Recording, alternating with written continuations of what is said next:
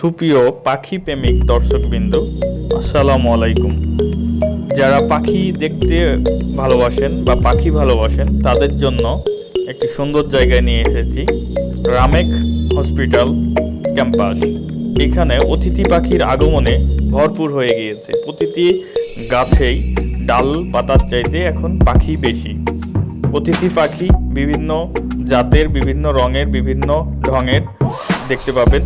যারা পাখি ভালোবাসেন তারা অবশ্যই রামেক ক্যাম্পাসে এসে ঘুরে যেতে পারেন। রামেক ক্যাম্পাস আগে কাউয়ার রাজধানী ছিল, বর্তমানে অতিথি পাখির রাজধানী বলতে পারেন। রং বিরঙের সুন্দর সুন্দর পাখি বাসাও বেঁধেছে সুন্দর করে।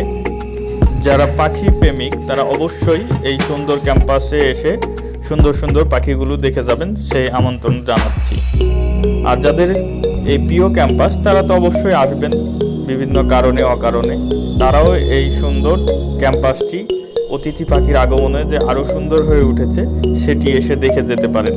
কত সুন্দর লাগছে বৈকাল বেলায় বা গধূলি বেলায়। তারা উঠছে, খেলা করছে, খাদ্য খাচ্ছে, আবার তাদের বাসায় ফিরে আসছে সন্ধ্যার আগেই গধূলি বেলায়। আশা করি রামেক ক্যাম্পাসের সকল সাবেক বর্তমান শিক্ষার্থীরা পাখিদের যত্ন নেবেন এবং অতিথি পাখিদের আগমনের সুযোগ করে দিবেন প্রতি বছরের ন্যায়, যাতে আমাদের এই প্রিয় ক্যাম্পাসে এসে পাখিরা সুন্দর সুষ্ঠুভাবে বসবাস করতে পারে। দয়া করে কেউ পাখিদের মারবেন না। অতিথি পাখি আমাদের পরিবেশ সুন্দর রাখে এবং পরিষ্কার পরিচ্ছন্ন ক্যাম্পাস ও সুন্দর রাখতে, কাউয়া থেকে দূরে রাখতে অতিথি পাখিদের ভালোবাসুন এবং যত্ন নিন। কেউ পাখিদের মারবেন না। আবারও বলছি, দয়া করে কেউ পাখিদের মারবেন না, পাখিদের যত্ন নিন। তাহলে কাউয়া থেকে বাঁচতে পারবেন, কাউয়ার দুর্গন্ধ থেকেও বাঁচতে পারবেন।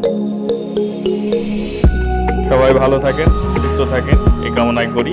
আজকের মতো বাই বাই, টাটা।